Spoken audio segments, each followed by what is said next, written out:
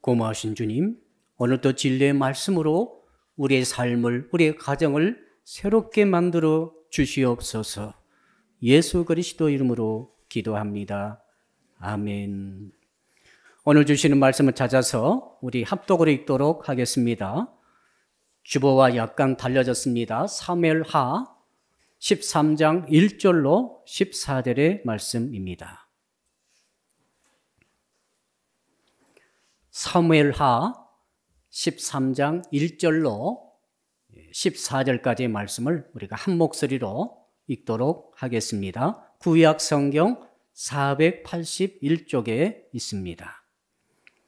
우리 같이 13장 1절을 읽습니다. 시작. 그 후에 이 일이 있으니라.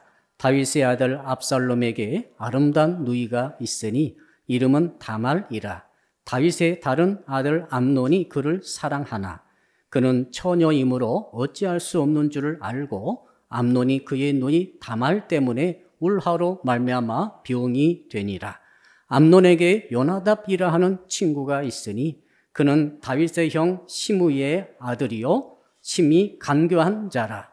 그가 암논에게 이르되 왕자여 당신은 어찌하여 나날이 이렇게 파리하여 가느냐 내게 말해주지 아니하겠느냐 하니 암논이 말하되 내가 아우 압살롬의 누이 다말을 사랑함이니라 하니라.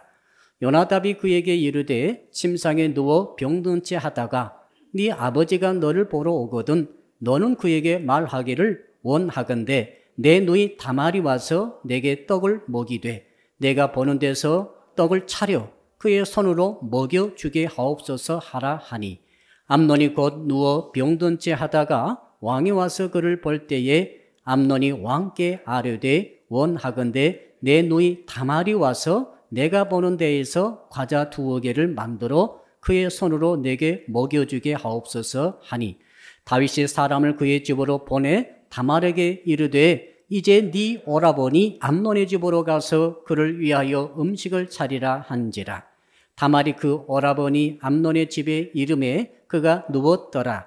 다말이 밀가루를 가지고 반죽하여 그가 보는 데서 과자를 만들고 그 과자를 굽고 그 냄비를 가져다가 그 앞에 쏟아 놓아도 암논이 먹기를 거절하고 암논이 이르되 모든 사람을 내게서 나가게 하라 하니 다 그를 떠나 나가니라. 암논이 다말에게 이르되 음식물을 가지고 침실로 들어오라. 내가 네 손에서 먹으리라 하니 다말이 자기가 만든 과자를 가지고 침실에 들어가 그의 오라버니 암논에게 이르러 그에게 먹이려고 가까이 가지고 갈 때에 암논이 그를 붙잡고 그에게 이르되 나의 누이야 와서 나와 동침하자 하는지라. 그가 그에게 대답하되 아니라 내 오라버니여 나를 욕되게 하지 말라. 이런 일은 이스라엘에서 마땅히 행하지 못할 것이니 이 어리석은 일을 행하지 말라. 내가 이 수치를 지니고 어디로 가겠느냐? 너도 이스라엘에서 어리석은 자 중에 하나가 되리라. 이제 청하건대 왕께 말하라. 그가 나를 네게 주기를 거절하지 아니하시리라 하되 암논이 그 말을 듣지 아니하고 다말보다 힘이 셈으로 억지로 그와 동침하니라. 아멘. 자, 우리 한번 따라합시다. 어버이의 길이 가장 어렵습니다. 또 한번 따라합시다.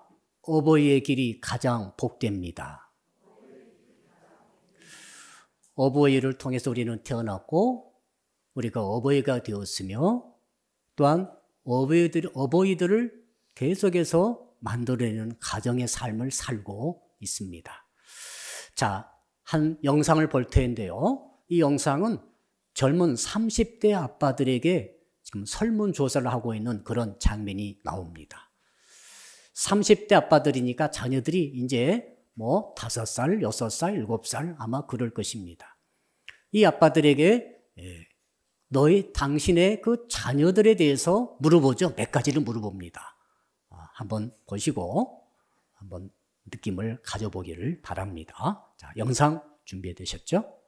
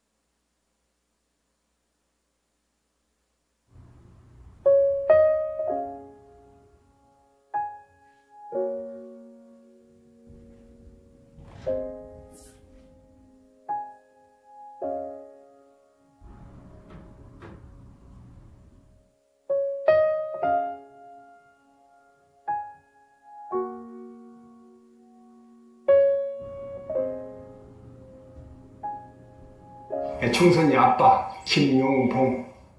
난 신왕철 아빠 신현기. 이영근입니다. 큰아들이. 저 영우 아버지 되는 사람입니다. 조유섭 아빠. 진영이 아빠.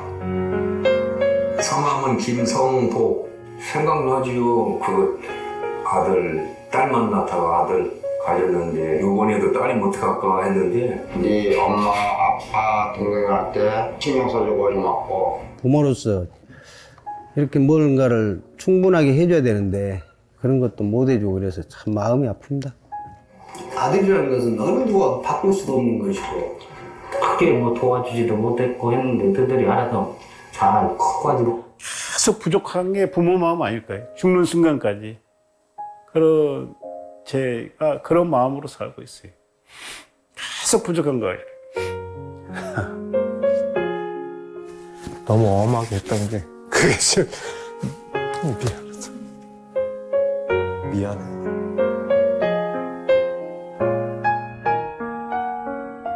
항상 내가 부족하고 항상 미안해요. 걔한테는. 미안하다 참. 모든 것이 부족하고 못 가르치고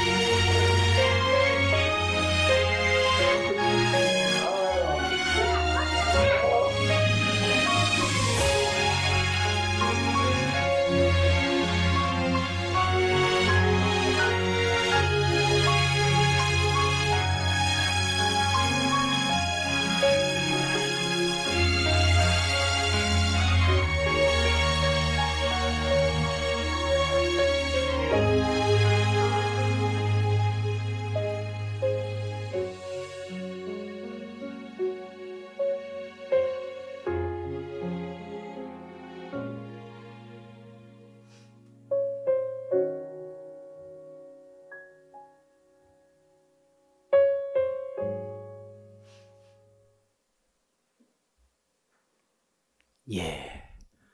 자,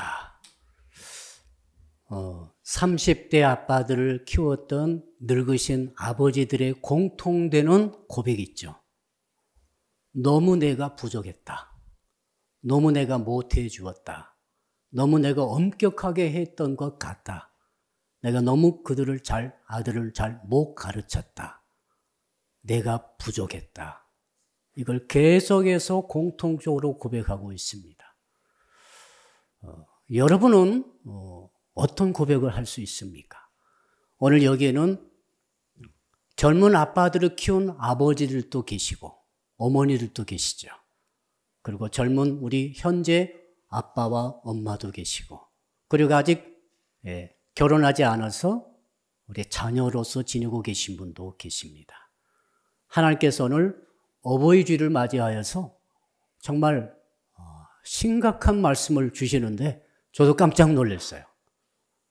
그래서 우리 어머니 아버지들이 이 설교를 듣고 너무 자책하거나 너무 어려워하지 않을까 그런 염려가 조금은 있습니다. 여러분 오늘 하나님의 말씀이므로 어떤 자녀가 되었든 자녀를 키운 어버이가 되었든 현재 어버이가 되셨든 상관없이 이 하나님의 말씀 속에서 자유를 얻기를 축복합니다. 오늘 말씀의 전체 소재는 다윗의 가정입니다. 다윗은 어떤 사람입니까? 다윗은 용사 중에 용사요. 전략가요. 장군이요. 통치자요. 행정가요. 뿐만 아닙니다. 그는 싸우면은 백전백승한 정말 뛰어난 장수였습니다. 또한 그뿐만 아닙니다. 그는 홀로 광야 시절을 보낼 때는 하나님과 깊이 있는 교제까지 들어갔던 시인이었습니다. 그는 선지자였습니다. 그는 하나님의 말씀을 늘 받아서 깨달아 알고 들을 수 있는 능력을 가진 자였습니다. 세상에 이런 자가 없는 것 같아요. 이렇게 신앙적으로나 세상적으로 완벽하게 정말로 모든 것을 다 할 수 있고 부족함이 있는 사람이 성경에 많지 않습니다. 그런데 성도 여러분, 다윗의 가정은 정반대였습니다.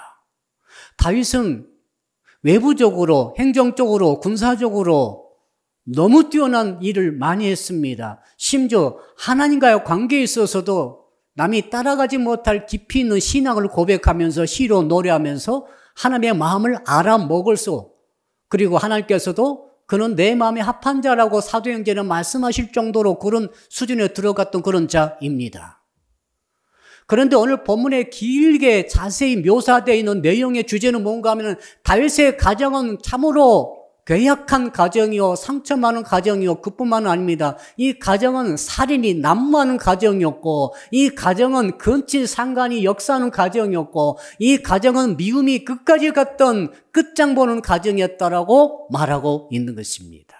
사무엘하 11장부터 19장까지 거의 10장에 걸쳐서 이렇게나 자세하게 범죄의 내용과 범죄의 어떤 진행 상황과 범죄의 과정을 이렇게까지 자세히 하나님께서 왜 써 놓으셨을까요? 바로 오늘 이 성경을 보면서 저희들은 느끼게 되는 것입니다. 어떻게 다윗에게 이런 일이 있을 수가 있었는가? 그 이유를 우리는 알아야 된다는 것이죠. 그 이유를 너희들이 알라고 하나님께서 10장에 걸쳐서 이렇게 자세하게 기록해 놓으신 줄로 믿습니다. 그래서 혹시 오늘 말씀의 내용이 좀 거슬릴 수 있습니다. 내용이 참 그런 내용이 적나라하게 전부 다 표현되어 있습니다. 세상 영화에서도 지금 등장하는 그런 소재 그대로가 지금 이 성경에 기록되어 있습니다. 이 다윗은 말이죠. 오늘 본문의 내용 보게 되면은 두 가지 커다란 사건이 나타납니다. 한 가지는 근친 상간에 의한 간음입니다. 이것은 여성 편력에 관한 것이죠. 다윗의 아들이 여러 명 있는데 그중에 큰 아들이 암논입니다. 이름 발음 조심하세요. 암논 따라합시다. 암논. 암놈 해버리면 안 됩니다. 암논. 이 장남 그러니까 세자죠. 왕의 아들, 큰아들 세자 아닙니까? 왕이 계승자로 그렇게 다 인정받고 있는 그런 상태 속에서 이 암논이 어느 날 그 눈이 확 커진 한 여인이 발견이 됐습니다. 그 여자가 누구인가 하면 알고 보니까 자기 밑에 압살롬이란 남동생이 있었는데 배에 다른 동생이죠. 이 압살롬의 동복의 여동생이 있었는데 바로 다말이었어요. 여러분, 압살롬은 성경에 묘사되어 있죠. 압살롬 머리끝부터 발끝까지 흠이 있는 곳이 하나도 없습니다. 흠 잡을 곳이 하나도 없습니다. 비뚤어진 곳이 하나도 없습니다. 완벽한 신체 조건을 갖고 있는 사람이 압살롬입니다. 그의 머리카락은 얼마나 숱이 많고 무거워서 정말로 치렁치렁 늘어뜨리고 다니고 있는데 그렇게 매력적일 수가 없어요. 그의 여동생이니까 다말이니까 얼마나 미인이었겠습니까? 암논이 가슴을 두근두근하게 만들었던 그 보자마자 반해버렸던 여자가 알고 보니까 이복 동생인 것이죠. 자, 여러분 같으면 여기서 어떻게 하겠어요?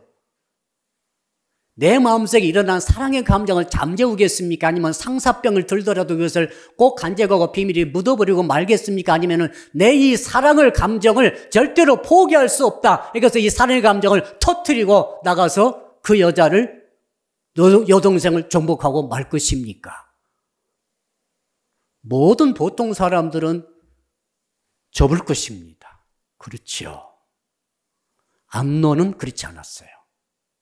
암논은 상사병에 걸려가지고 얼굴이 수척해지는 가운데 친구의 아주 간교한 묘락을 듣고 나서 꾀병을 뿌려가지고 아버지한테 부탁해서 여동생 다말로 하여금 친히 내 침실에 와가지고 떡을 만들어서 먹여달라고 그렇게 부탁하는 가운데 세자가 그렇게 아프다는데 어떤 아버지가 가지 말라 하겠어요. 그래서 다말에게 직접 지시하죠. 너 가거라.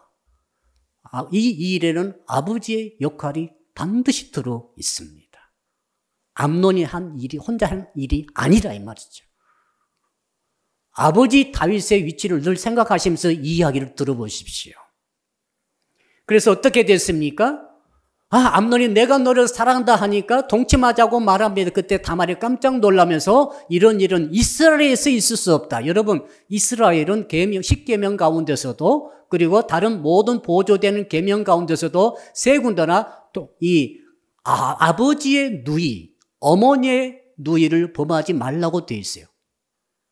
그때는 그런 관계가 많이 있었죠. 일부 다처제이기 때문에 어머니가 다르면서도 다른 형제 자매들이 많이 있었고, 그러므로 그들이 가까이 있게 되다 보니까 이런 근친 상간의 일들이 있는데, 그러니까 한 아버지 밑에 있는 다른 어머니의 자녀를 절대로 범하면 안 되고, 범하면은 죽이라고 세 군데나 말하고 있습니다. 이스라엘에서는 그런 법이 없는 거예요. 그렇게 말했음에도 불구하고 암논이 힘이 셈으로, 힘 센 남자들이 잘 들어봐야 돼요. 힘이 셈으로 정복하고 말았습니다. 이에 여러분, 다말은 어떻게 됐습니까? 다말은 말이죠, 이제 이 암논이 자기 오빠인데 오빠가 자기를 범했으므로 오빠가 나를 책임져 줄 알았을 것입니다.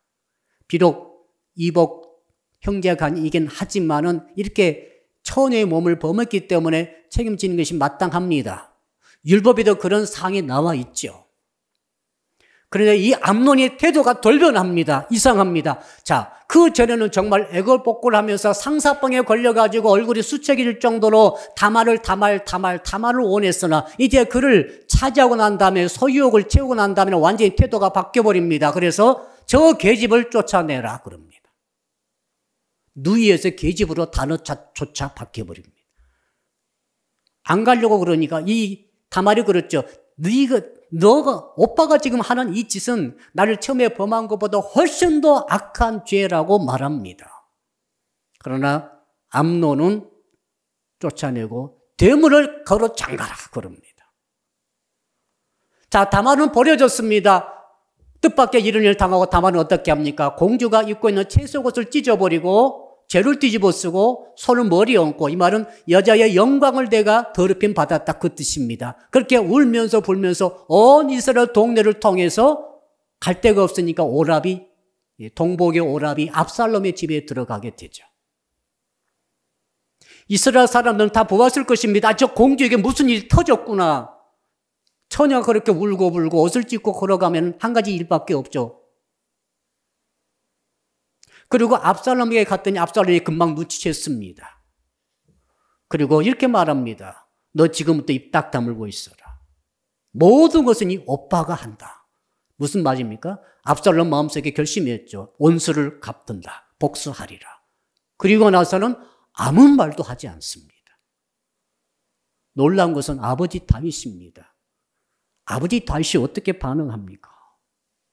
아버지 다윗은 암논에 의해서 다말이 그렇게 범해지는 일이 터졌다고 그 보고가 들어갔습니다. 그때 아버지는 다윗은 심히 분노했습니다. 그리고는 끝입니다. 그 암논에 대해서 율법에 의해서 국법에 의해서 무슨 조치를 취한다든지 최소한 세자직에서 패한다든지 이런 절차를 전혀 하지 않고 그대로 분노 한번 화내고 끝입니다. 그러기를 2년이 지났어요. 압살롬은 마음속에 아버지에 대한 분노를 가졌을 것입니다. 아니, 왕이 되었으면 이 나라에서 누가 암논을 징벌하겠어요? 아버지자 왕인 다윗밖에 없는데 다윗이 입을 다물므로 그 어떤 사람도 암논을 고발하지 않습니다. 그리고 2년 후에 압살롬이 드디어 계책을 생각해내죠. 양털 깎는 날이 됐습니다. 그때 양털 깎게 되면은 그날은 파티를 엽니다. 그래서 친지들 불러다가 잔치를 하는데, 압살롬이 그렇게 말합니다. 아버지 다윗에게 찾아가서 왕이시여, 아버님, 내 양 떼 오늘 양털 깎는 날인데 잔치를 벌이고자 하니 왕께서 직접 왕님해 주십시오. 왕이 이렇게 말합니다. 내가 어떻게 거기까지 가겠느냐? 스스로 잘 해보라. 그렇다면은 압살롬은 이렇게 제안하죠. 그렇다면은 왕 대신에 세자를 보내주십시오. 누굽니까? 큰아들 암논. 세자와 왕자들을 다 불러주십시오. 그러면 저희들이 정말 재밌게 파티를 하고 영광을 돌리겠습니다. 왕이 허락합니다. 왕이 전부 지시합니다. 자, 왕자들아 다 가가지고 압살롬이 오늘 양털 깎는 날이다. 파티를 너희들이 조력해 주어라. 또 아버지 다윗이 개입하죠. 자, 근친상간의 일에서 아버지 다윗이 개입했고 이제 살인이 일어나는데 아버지 다윗이 개입을 하는 거예요.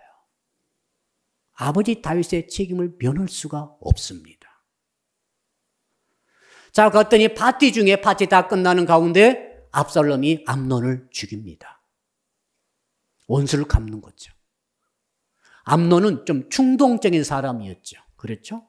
불같은 감정을 막 조절하지 못하는 그런 성향이었다고 한다면 압살롬은 완전히 계산적인 사람입니다. 누가 무서워요? 압살롬이 무서운 거지. 2년 동안 칼을 갈다가 한마디 말도 따지지도 아버지한테 말하지도 않고 있다가 갑자기 시간을 만들어서 죽이는 거죠. 그리고 죽여놓고 압살롬은 이제 국내에 있을 수 없기 때문에 자기 외갓집으로 도망갑니다. 압살롬의 외갓집은 구슬 왕국입니다. 그 구슬 왕국의 달메라고 하는 자기 외할아버지한테 갑니다. 어머니 고향이죠. 외갓집입니다. 그곳은 자, 비록 다윗의 통치하에 있지만은 독립적인 성격 갖고 있는 그런 왕국입니다. 그래서 그것을 다윗이 쫓아갈 수 없어요. 취해 복권처럼 인정된 그런 통치 영역 아니겠어요. 그곳에 가서 압살롬은 3년간 숨어 지냅니다. 본문에 말하고 있죠. 다윗은 말이죠. 이미 암논이 죽은 지 3년이 되어갔습니다. 위로를 받았다고 되어 있어요. 세월이 흐르니까 죽은 아들이 위로가 잊혀지면서 위로가 됐어요. 그런데 살아있는 압살롬이 그 일로 인해서 지금 저기 다른 나라, 다른 왕국에 가가지고 무려 3년을 있다고 생각하니까 그것이 가슴이 아팠다고 그랬어요. 아버지의 마음을 잘 생각해 보십시오. 그래서 그 가운데 요압이 그것을 눈치채고 왕의 마음을 슬 알아채면서 이제 압살롬을 예루살렘을 오도록 합니다. 자, 다윗은 그래서 압살롬을 애굽으로 예루살렘으로 오게 해서 어떤 지역에 자가격리식으로 있게 합니다. 그 시간이 2년이에요. 아버지 다윗은 차마 압살롬의 얼굴을 보지 못합니다. 자, 그런데 압살롬 입장 생각해 봅시다. 자, 암몬 원수를 갚았습니다. 3년간 피해 있었습니다. 예루살렘으로 돌아왔습니다. 2년간 자가격리 됐습니다. 5년간 아버지를 보지 못합니다. 왕을 보지 못한다는 것은 아무런 행사를 할 수 없다는 걸 말합니다. 모든 것은 왕이 재가가 떨어져야 뭐 집을 짓든지 길을 트든지 무슨 재산을 사고를 하든지 하게 되는데 이 모든 것이 막혀 있는 것을 뜻하죠. 그러면서도 이 다윗은 말이죠. 간음한 이야기 그리고 죽음에 대한 이야기 한마디 말을 하지 않습니다. 이것이 오늘 설교의 포인트입니다. 자, 정치는 그렇게 잘합니다. 전쟁도 그렇게 잘합니다. 행정도 그렇게 잘합니다. 그러나 유독 가정 안에서의 자녀의 문제와 이런 얽힌 문제에 대해서는 다윗이 입을 딱 다물고 있을 수밖에 없는 이유가 무엇인가? 다윗의 강력한 리더십을 잠재워버린 그 요소가 무엇인가? 이것을 오늘 성경은 우리에게 알라고 말씀해주고 있는 것이죠. 왜 그럴까요? 한번 따라할까요? 스토리를 잘못 썼기 때문에 그렇습니다. 다윗은 말이죠. 어릴 적에는 정말 기가 막힌 스토리를 갖고 있었습니다. 다윗에게는 17살 다윗에게는 하나님밖에 없었습니다. 하나님이 당신이 자기의 모든 것이었습니다. 하나님이 하라고 하신 모든 것을 할 수 있다고 믿었습니다. 사자도 곰도 그래서 물리쳤습니다. 그리고 골리앗도 물리쳤습니다. 자, 소년 시절, 청소년 시절에 다윗이 가졌던 스토리, 그 귀절이 정말 아주 짧지만은 아주 강력한 귀절이 있죠. 여호와의 구원하심이 칼과 창에 있지 아니함을 이 무리에게 알게 하리라. 전쟁은 여호와께 속한 것인즉 그가 너희를 우리 손에 넘기시리라.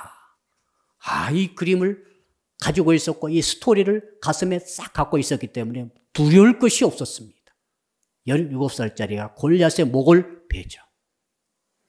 자, 그리고 나중에 청년 시절이 되었습니다. 다윗이 이제는 사울 왕에게 쫓겨갑니다. 어디로 가겠습니까? 광야로 도망갔습니다. 그곳에서 지내는데 얼마나 고생이 심한지 모릅니다. 그런데 그때 타락하지 않았습니다. 그때 비굴하지 않았습니다. 그때 사울 왕을 죽일 기회가 2번, 3번 있었음에도 불구하고 사울 왕을 죽이지 않을 정도로 신앙적인 강력한 능력을 다윗은 갖고 있었습니다. 그때 다윗이 갖고 있었던 그 스토리의 내용이 또 성경 구절에 나와 있죠. 시편 23편이 그 대표적인 시가 아니겠습니까? 광야에서 밥을 굶으면서 자기를 뒤따르는 거짓대들에게 양식을 찾아서 먹이는 일을 하면서 한 10년 보냈는데 그때 입에서 나오는 고백은 이와 같습니다. 여호와는 나의 목자시니 내게 부족함이 없으리로다. 부족한 것은 너무 많습니다만은 부족한 것이 하나도 없다고 하는 이 다윗의 고백이 그가 가슴에 새겨놓은 신앙의 스토리였습니다. 그리고 다윗은 그때 이렇게 노래했죠. 주께서 내 원수의 목전에서 내게 상을 차려주시고 기름을 내 머리에 부으셨으니 내 잔이 넘치나이다. 다윗은 정말로 광야 시절에 거지같이 살았지만 그의 잔은 넘치는 삶을 산 줄로 믿습니다. 그 힘이 어디서 나왔습니까? 그가 그린 신앙의 스토리입니다. 여러분이 승리하지 못한 것은 여러분이 혹시 마음속에 쓰고 있는 신앙의 스토리가 패배의 스토리이기 때문일지도 모릅니다. 여러분이 가슴속에 새겨놓은 써놓고 있는 스토리가 변화되지 않는 이상 여러분의 인생은 달라지지 않습니다. 자, 다윗은 초년과 그리고 청년 때 이렇게 좋은 스토리로 승리하고 있었습니다만 문제가 터집니다. 중년 이후로 들어가서 모든 것은 안정이 되었습니다. 다윗은 왕으로 등극하게 되었습니다. 헤브론에서 7년 있다가 드디어 전체 이스라엘 12지파의 왕으로 등극했습니다. 국력은 왕성했습니다. 군사력은 강력했습니다. 이제 자기가 가지 않아도 요압 장군을 보내가지고 한 나라를 정복하는 일까지 하게 됐습니다. 얼마나 안정이 됐습니까? 돈은 늘어납니다. 백성은 정말로 충성스러워져 가고 있습니다. 군사력은 강력합니다. 그 주변에 다윗을 대항할 나라가 없어지고 있었습니다. 이렇게 안정될 때 드디어 일이 터지게 된 거죠. 자, 여러분 13장 1절 한번 볼까요? 13장 1절. 같이 볼까요? 시작. 그 후에 이 일이 있으니라. 다윗의 아들 압살롬에게 아름다운 누이가 있으니 이름은 다말이라. 다윗의 다른 아들 암논이 그를 사랑하나. 그 후에 따라합시다. 그 후에 이 일이 있으니라. 이 일이 뭡니까? 13장부터 19장까지 계속 되어지죠. 이 일이 뭡니까? 암논이 다말을 건친 상관하는 일이고 압살롬이 암논을 2년 후에 죽이는 일이고 압살롬이 외갓집 도망갔다가 와가지고 5년 만에 아버지에 대한 반역을 일으키게 됩니다. 그래서 칼을 들이대고 군대를 모집해서 아버지를 왕궁을 통해 찾아오게 되자 아버지가 황급히 도망가죠. 이런 일들이 일어나는 거예요. 어떤 일 후에요? 이 일 후에. 그래서 여러분 이 일이 무엇입니까? 이것은 12장에 기록되어 있습니다. 여러분 다윗이 말이죠. 하루는 옥상에서 이렇게 느지막이 일어나서 거닐다가 보니까 저 밑에 다른 집 옥상에서 한 여자가 목욕하고 있었습니다. 그때 아마 저녁 무렵이 될 즈음이었던 것 같습니다.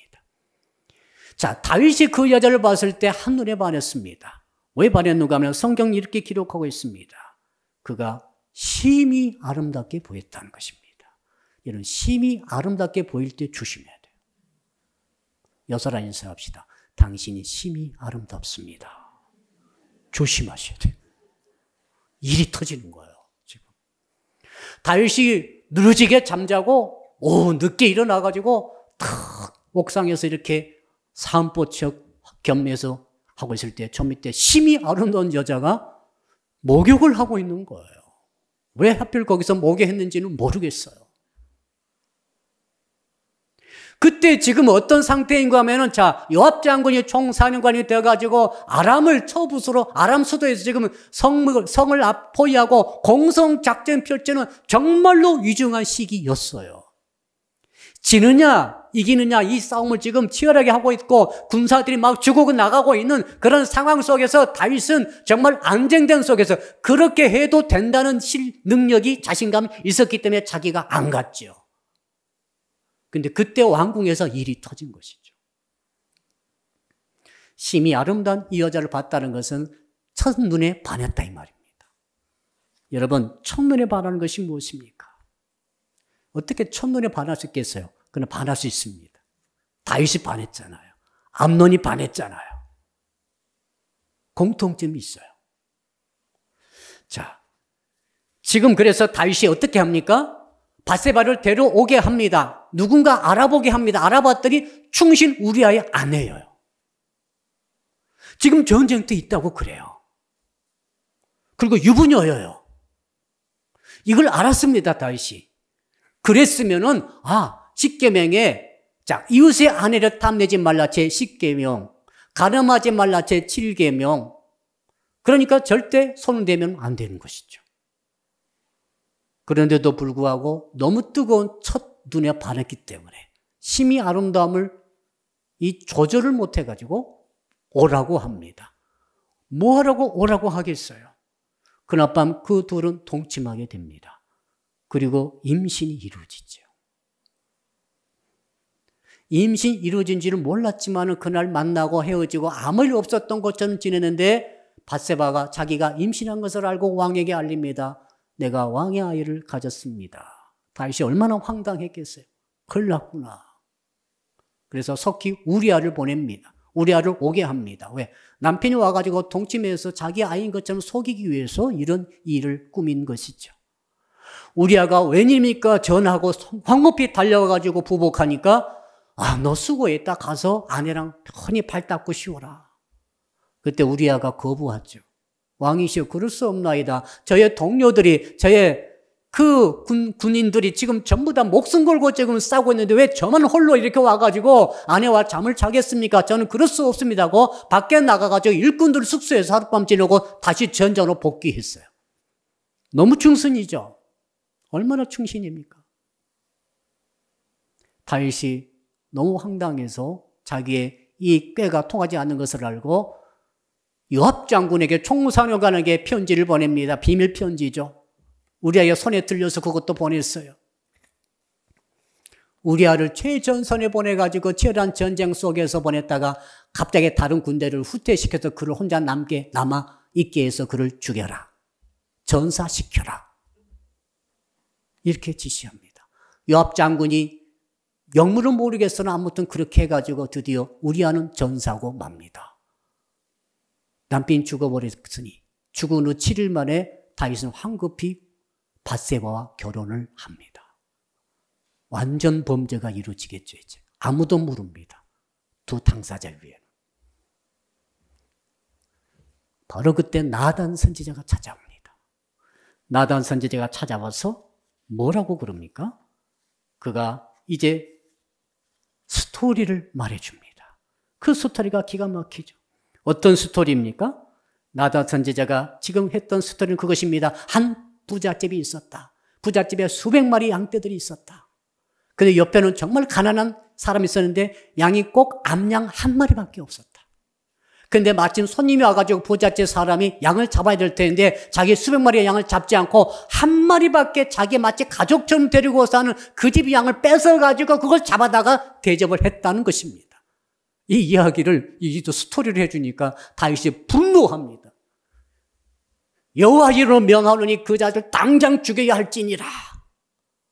그때 나단 선지자가 말합니다. 그가 누굽니까? 바로 당신입니다. 그래요. 그때서야 다윗이 정신을 번쩍 차리고 내가 죄를 지었구나 깨닫습니다. 그리고 다윗이 고백하죠. 뭐라고 고백을 합니까? 내가 죄를 지었도다. 죄를 인정합니다. 그리고 나서는 어떻게 합니까? 하나님께서 이 나단 선지자를 통해 이렇게 말씀하십니다. 나 여호와도 너를 용서하노라. 여러분, 이 어마어마한 무시한 이 죄악을 어떻게 용서를 합니까? 근데 하나님 분명히 말씀하셨어요. 용서한다고 선포를 하셨어요. 용서된 줄로 믿습니다. 그런데 그 후가 중요해요. 나단 선지자가 아무리 죄를 용서했다 할지라도 몸으로 행했던 그 죄의 모든 대가에 대한 저주가 있다고 설명합니다. 그게 뭐냐면 당신이 낳은 아들이 죽을 것이요. 그리고 또 말합니다. 당신의 집안에 계속해서 칼이 쫓아다닐 것이요. 살인이 그 집안에서 계속 일어날 것이라. 여러분, 다윗 이후에 다윗 왕조 모든 왕조 속에 계속해서 살인 사건이 일어난 줄로 여러분 아시죠? 그 역대상, 역대하, 열왕기상 하에 계속 나오지 않습니까? 전부 왕족 안에서 서로 싸우다가 서로 죽이는 사건이 끊임없이 일어납니다. 그대로 된 거죠. 하면서 말하기를 네가 나 여호와를 업신여겼도다. 한번 따라할까요? 업신여기지 맙시다. 왜 업신여긴 것입니까? 두 가지 세 계명을 어긴 것이죠. 여러분, 간음하지 말라, 이웃집의 아내를 탐내지 말라, 살인하지 말라. 여러분, 저는 이 본문의 말씀을 읽으면서 오늘 주께서 주시는 핵심적인 메시지가 있다고 생각이 들었어요. 왜 다윗은 다른 것은 그렇게 잘하지만 가정 안에서 이 두 가지를 지키지 못했을까? 그들이 지금 스토리가 문제라고 하는데 다윗이 그린 스토리는 처녀 때 너무 좋았습니다. 청년 때도 좋았습니다. 그런데 가정 안에서 여성에 대한 스토리가 너무 안 좋았어요. 우리 남성들 오셨는데 여러분들이 어떤 여성관을 갖고 있는지 모르겠습니다. 또 여성들은 어떤 남성관을 갖고 있는지 모르겠어요. 자, 다윗이 가진 여성관은 그것입니다. 나는 모든 어떤 여자이든 내 마음에 들면 나는 차지할 수 있다라고 생각하고 그렇게 그림을 그리고 그런 스토리를 갖고 있었어요. 왜 그런가 하면 여러분, 그때 다윗은 말이죠. 청년 때 얼마나 매력적인 청년이었습니까? 최고 영웅입니다. 그렇죠? 최고 미남이에요. 최고 이제 배경을 가진 자예요. 자, 그러니까 요즘 같으면 최고의, 세계 최고의 아이돌인 것입니다. 거기다가 스토리까지 그렇게 스토리를 갖고 있는 거죠. 내 마음에 든 여자가 있으면 누구든 가리지 않고 나는 그를 차지할 수 있다라고 생각하고 그걸 믿고 있고 그런 그림을 그리고 그런 이야기를 스토리로 딱 갖고 있는 거죠. 자, 심리학적으로 이걸 아주 중요한 심리학 용어가 있더라고요. 한번 따라할까요? 전능 환상을 가집니다. 자, 어린애가 태어났습니다. 엄마가 다 해줍니다. 밥 먹여주고, 배고프면 젖 먹여주고, 우유 먹여주고, 미음 다 먹여주고, 추우면 옷 입혀주고, 갈아입혀주고, 똥 싸면 다 치워주고, 애기는 가만히 앉아서 신호만 보내면 돼요. 그렇죠? 갓난아이들이. 그래서 갓난아이 마음속에 뭐가 생겨나면 나는 전능하다. 갓난아이들한테 가서 물어보세요. 너 전능해? 나 전능해. 옷 다 벗고 떳떳하다 주니까 나 전능해. 근데 여러분, 좀 지나면은 너 전능하지 않다는 것을 세상이 알려주죠. 3살, 4살, 5살 어린이집 갔어요. 거기서도 마음대로 똥 싸고 오줌 싸고 다 합니까? 안 통해요. 그때는 이제 안 통하는 거예요. 그러니까 좌절해요, 이제 얘가. 전능 환상이 깨지면서 다가오는 충격이 뭐냐면은 멸절 불안이에요. 멸절 불안. 따라합시다. 멸절 불안. 이 멸절 불안을 이제 맞이하게 되는데 이때 건강하게 자기가 갖고 있는 소욕, 자기가 갖고 있는 뜻이 이루어지지 않는 것을 받아들이면 좋아요. 이게 건강한 인간이요, 그게 바로. 그런데 이걸 못 받아들인 사람이 있어요. 왕자병, 공주병 들린 사람이 그런 사람이에요. 다윗은 말이죠. 내가 원하는 여자를 이 이스라엘 땅에서 혹은 해외까지 해서 차지하지 못할 여자가 없다고 전능환상에 젖어 있는 거죠. 그래서 자, 밧세바를 봤어요. 계명에 탁 걸렸으며 유부녀예요. 해서는 안 돼요. 더 나가서 충신의 아내요. 지금 상을 줘도 부족한데 그 아내를 어떻게 뺐습니까? 근데 해버립니다. 끝장 봐버립니다. 자기 속의 소욕을 끝장을 보는 거예요. 그래서 다윗의 스토리는 끝장 스토리예요. 조심해야 됩니다. 막장 스토리 아시죠? 막장 드라마 아시죠? 그거예요. 다윗은 막장 드라마를 쓰고 있는 거죠. 다른 거 말고 여성에 대해서. 끝까지 갑니다. 그래서 밧세바를 차지하고 무마하게서 살인도 저지르는 거죠. 중요한 문제가 있어요. 자, 아버지 다윗이 이런 스토리를 가지고 있다는 것을 다윗은 아무 아들에게도 전수하지 않았어요. 왜 그게 과외할 것 아니지 않습니까? 그냥 자기가 그렇게 산 겁니다. 그런데 큰아들 암논이 그대로 배웠어요. 큰아들 암논은 사실 어릴 때 아버지 얼굴을 많이 못 뵀습니다. 왜? 아버지는 늘 전장터에 돌아다니고 있었어요. 근데 큰아들 암논은 잘 배울 수 있었어요. 아버지가 여자들을 어떻게 다루며 여자들을 통해서 어떤 식으로 당신의 쾌락을 추구하고 있고 관리하는지를 잘 집에서 보는 거죠. 아버지는 없는데 올 때마다 여자들이 생기는 거죠. 7년에 아들 7명, 8명 낳았는데 어머니가 다 달라요. 네. 여러분, 이것이 말이죠. 지금 다윗이 가진 이 여성에 대한 스토리, 끝장 스토리죠. 이 스토리가 그대로 굴러가지고 암논에게 그대로 들어왔죠. 암논에게. 암논은 똑같이 행했습니다. 막을 수가 없어요.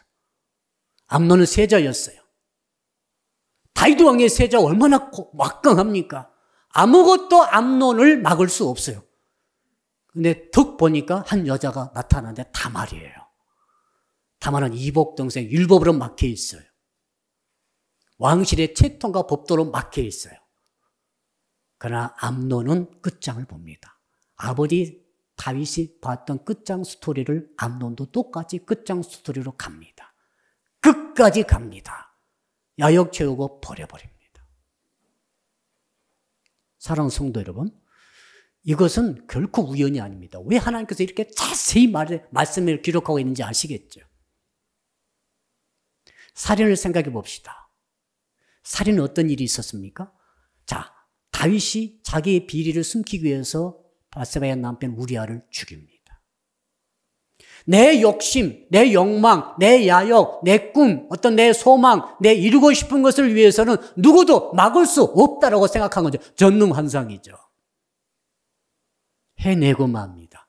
끝장까지 갑니다. 사람을 죽이더라도 나는 내 욕구를 채우리라.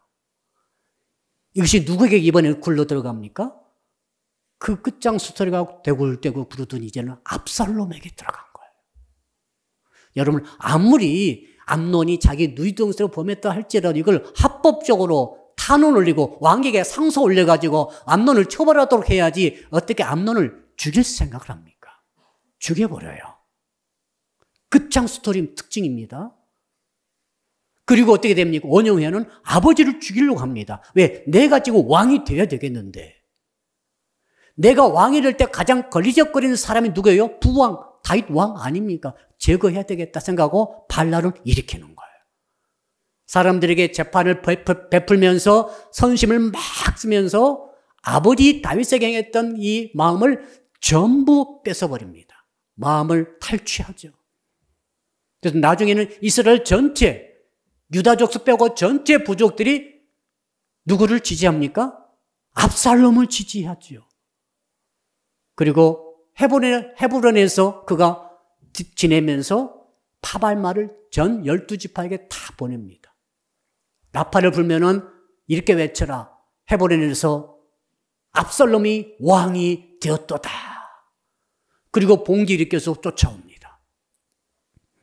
다윗이 준비가 안 돼가지고 도망칩니다. 다 죽는다. 신하들 빨리 가자. 도망갑니다. 도망가면서 엄청난 저주를 받으면서 욕 얻어먹으면서 도망가죠.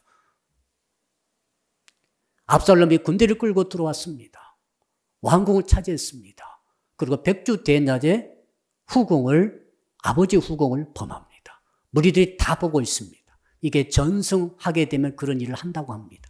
똑같이 하는 거죠. 이미 다윗이 나단 선지자로부터 들었던 그 말 그대로 됐습니다. 너는 은밀히 범하지 못할 여자를 범했지만 너의 아내들은 다 공개적으로 다 사람들에게 빼앗기게 되리라. 그대로 됐습니다. 여러분, 이 모든 것은 약한 스토리 결과예요. 다윗에게 있었던 약점, 그 악한 끝장 보는 스토리, 욕구에 채우기 위한 스토리가 그대로 굴러서 암논으로, 그리고 그 다음 아들 압살롬에 가가지고 이렇게 큰 일이 일어났습니다. 결국 압살롬은 2만 명의 전사들을 남기고 그는 머리가 상술이 나며 걸려서 대롱대롱 매달립니다. 그때 이미 다윗은 말했어요. 이 요압 장군과 이세 또 이때에게 다 말했습니다. 제발 내 아들 압살롬을 부드럽게 대하라. 이면 죽이지 말란 말이죠. 그러나 요압은 그 매달렸다는 소식 듣고 칼을 들고 나가서 심장 찔러 죽입니다. 요압이 죽여버리죠. 그 소식 들은 다윗이 하루 종일 소리내어 웁니다. 압살롬아, 압살롬아, 내 아들 압살롬아, 차라리 내가 죽었을 것을 네가 죽었구나.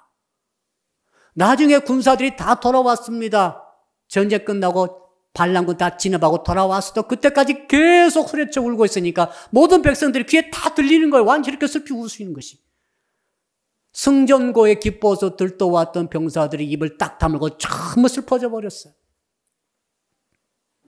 사랑하는 성도 여러분, 이제 말씀의 결론을 내려보겠습니다. 저는 상사병에 대해서 좀 연구를 해봤어요. 상사병이 뭔가. 상사병의 국어사전 찾아보니까 남자나 여자가 마음에 둔 사람을 몹시 그리워하는 데서 생기는 마음의 병이다. 여러분, 상사병이 생길 것까지는 좋아요. 그러나 하나님께서는 울타리를 쳐주셨다는 것을 기억하시기 바랍니다. 감정을 주고 받는 것은 자유로워요. 그러나 하나님께서는 이 일이 마치 이 다윗처럼 가면 안 되겠기 때문에 제6계명 살인하지 말라, 제7계명 가늠하지 말라, 제10계명 이웃의 아내를 탐내지 말라고 이 계명으로 딱 울타리를 쳐주셨어요. 그러므로 우리가 하나님을 경외한다고 한다면 아무리 상사병이 왔다 할지라도 울타리를 넘어가서는 안 될 줄로 믿습니다. 그것은 바로 나를 살리고 내 가정을 살리기 위한 하나님의 놀라운 은혜의 방편인 줄로 믿습니다. 다윗은 그곳에 넘어갔지요. 암논도 넘어갔죠. 압살롬도 넘어갔죠. 자, 다른 기록 보니까 압살롬의 자녀들이 비참해졌어요. 너무너무 비참해요. 다 죽임받고 한꺼번에 다 몰살당하고 엄청난 일들이 계속 일어납니다. 이게 무서운 거예요.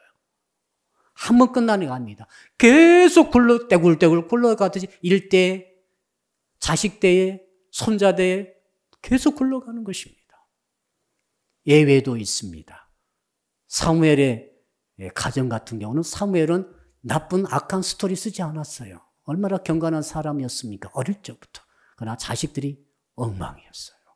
그런 예외도 있습니다만 오늘 보면 그게 아닙니다. 다윗이 가문이 이렇게 망가진 이유는 한 가지 있다. 다윗이 악한 스토리를 썼기 때문이라고 말하고 있습니다. 자, 가장 놀라운 사실을 말씀드립니다. 저는 이 본문을 읽으면서 이런 의문이 들었어요. 하나님, 이렇게 다윗의 집안이 살인과 근친상간이 미움이 난무하는 가정인데도 불구하고 어떻게 해서 예수 그리스도를 이 다윗의 가문통에 이 땅에 보내셨나이까? 여러분, 신약 성경 착 떠들어 보면 다윗이 나오잖아요. 마태복음에 탁 나오죠. 다윗의 아들 예수 그리스도의 족보라. 성도 여러분, 놀라운 사실은 이것입니다. 우리가 이걸 알아야 돼요. 자, 사무엘하 12장 13절에 분명히 다윗이 회개했을 때에 이렇게 회개합니다. 다윗이 나단에게 이르되 내가 여호와께 죄를 범하였노라 하며, 그때 나단이 이렇게 말하죠. 나단이 다윗에게 말했대요. 여호와께서도 당신의 죄를 사하셨나니. 사랑하는 성도 여러분, 하나님은 다윗의 모든 집안의 엄청난 죄악들을 용서하신 줄로 믿으시기를 바랍니다. 용서를 하신 거예요. 그러나 대가는 다 당하게 하셨습니다. 대가는 당해야 됩니다. 절대 어디 가지 않습니다. 우리는 어떻게 받아들여야 됩니까? 그러면은 어떻게 해야 됩니까? 여러분, 이 정말 이상한 사람들이 너무 많습니다. 이상한 가정, 이상한 커플, 이상한 케이스들이 정말 우리가 말을 안 해서 그러지 많이 있을 것입니다. 여러분 가정도 그럴 수 있습니다. 여러분 주변도 그럴 수 있습니다. 그럴 때마다 우리는 어떻게 해야 됩니까? 정죄하고 지적하는 태도를 가지면 안 됩니다. 정말 하나님께 회개하고 기도로 나올 수 있도록 하는 것이 가장 정답인 줄로 믿습니다. 일단 하나님의 용서를 받아야 됩니다. 아멘. 이미 죄가 저질러졌어요. 어떻게 합니까? 막 애들이 태어나 버렸는데 이건 말이죠. 이건 하나님께서도 막지 않으세요. 확실한 것은 회개를 하는 것입니다. 그리고 용서를 받는 것입니다. 그리고 책임을 지는 것입니다. 아멘. 그리고 그림을 새로 그리는 것입니다. 그림을 새로 그려야 돼요. 여성에 대한 그림을 새로 그려야 돼요. 결혼에 대한 그림을 새로 그리셔야 돼요. 아무리 상사병에 걸렸다 할지라도 뭐가 낫습니까? 상사병 걸린 채로 가지고 가는 게 나아요. 그래서 저는 지금 대한민국에 신랑감 제1호가 있죠. 누구죠? 임영웅 씨라고. 예. 저는 그렇게 동의하지 않습니다. 그러나 어떤 사람들이 임영웅 씨가 신랑감 1호래요. 우리 자매님들은 동의합니까? 안 하실 것 같아요. 아무튼 그렇게 보는 사람들이 많이 있어요. 그분이 부른 노래 가운데 상사화란 노래가 있어요. 아마 들어보신 분도 계실 거예요. 그 상사의 노래를 쭉 보게 되면 말이죠. 이런 가사 내용이 있습니다. 다시 돌아올 수 없는 그 험한 길 위에 어쩌다가 오르셨소. 무슨 말인가 하면은 너도 상사병 걸렸구나. 이루어질 수 없는 사랑에 상사병에 걸려가지고 그렇게 고통스러워하면서 인생길을 걸어가는구나. 이게 노래 가사 내용입니다. 이게 참 저는 맞다고 생각합니다. 이루어질 수 없는 사랑은 멈춰야 됩니다. 이루어질 수 없는 욕구는 스톱해야 됩니다. 하나님의 계명이 가로막고 있으면 스톱해야 됩니다.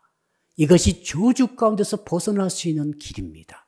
자, 그러니까 상사와 노래 보니까 꽃이 피었다는 거 아닙니까? 너무 가슴이 아픈데 이루어질 수 없어가지고 그 내용 보니까 고운 얼굴 한 번도 못 보고 이리 보낼 수 없는데 하얀 손 한 번도 못 잡고서 이리 보낼 수 없는데 이러면서 울면서 갔더니 가슴속에서 꽃이 피어났다는 거죠. 상사화가. 결과 어떻게 됐습니까? 비극은 일어나지 않았어요. 만약 다윗이 밧세바를 보고도 범하지 않고 상사화 꽃을 피웠다고 한다면 비극은 일어나지 않았을 것입니다. 만약 암논이 말이죠. 그 다말을 보고도 내가 너 때문에 우라병이 생겼다라고 하면서도 범하지 않고 간음하지 말라는 계명에 자기 울타리를 탁 가두고 멈췄다고 한다면 다윗의 가정이 이렇게까지 망가지진 않았겠죠. 선택은 저와 여러분이 해야 합니다. 우리 같이 기도합시다. 아버지 하나님, 오늘 말씀을 주셨사오니 어버이 되기가 이렇게 어려운 줄을 몰랐습니다. 어버이를 모시기도 쉽지 않습니다. 하나님 아버지, 어버이주를 맞이하여서 행복한 부모, 건강한 부모란 말씀의 제목을 가지고 말씀을 들었는데 너무나 가슴이 미어집니다. 주여 우리 가정을 살려주십시오. 우리 가정을 회복시켜 주십시오. 우리 가정에 대한, 자녀에 대한, 아내에 대한, 남편에 대한, 여자에 대한 이 그림이, 이러한 스토리가 새롭게 써지게 하여 주십시오. 우리 다 같이 1분간 주여 부르고 기도합니다. 주여, 아버지 하나님, 어버이주를 맞이하여서 행복한 부모, 건강한 부모란 말씀의 제목으로 오늘 다윗의 가정에 대해서 살펴봤습니다. 아버지 하나님, 다윗이 얼마나 위대한 인물이지만은 아버지 그의 가정에 이렇게까지 망가지고 이렇게까지 뒤집어지며 이렇게까지 비극과 슬픔과 살육과 근친 상관과 악행이 반복되듯이 굴러가는 것을 보았나이다. 아버지 하나님, 이렇게 좋지 못한 악한 이 스토리가 그에서 굴러가면서 대대로 20대에 이르기까지 수많은 살육과 수많은 오치 못한 일들이 일으킨 것을 보았나이다. 아버지 하나님, 이제 우리가 새롭게 그림을 그리게 하여 주시옵소서. 새롭게 스토리를 쓰게 하여 주옵소서. 하나님의 말씀의 계명 앞에 울타리를 치게 하여 주시옵소서. 그 앞에서 나의 발걸음을 멈추게 하여 주시옵소서. 나의 모든 욕구를 스톱하게 하여 주시옵소서. 이렇게 가정을 지켜가게 하여 주시옵소서. 욕망의 끝장을 보는 스토리를 지워버리게 하여 주시옵소서. 사람을 해치면서까지도, 사람을 죽이면서까지도, 사람을 미워하면서까지도 내 욕구를 성취시키려는 이 모든 종류의 스토리를 멈추게 하여 주시옵소서. 어버이 어머니들은 아들, 딸에 대한 스토리를 다시 쓰게 하시고, 자녀들은 부모님에 대한 스토리를 다시 쓰게 하시고, 우리 청년 성도님들은 이성에 대한 스토리를 다시 써서 저주 가운데 있지 않고 복 가운데 진행되어진 저희 모든 인생이 되게 하여 주시옵소서. 감사할 때 예수 그리스도 이름으로 기도드리옵나이다. 아멘.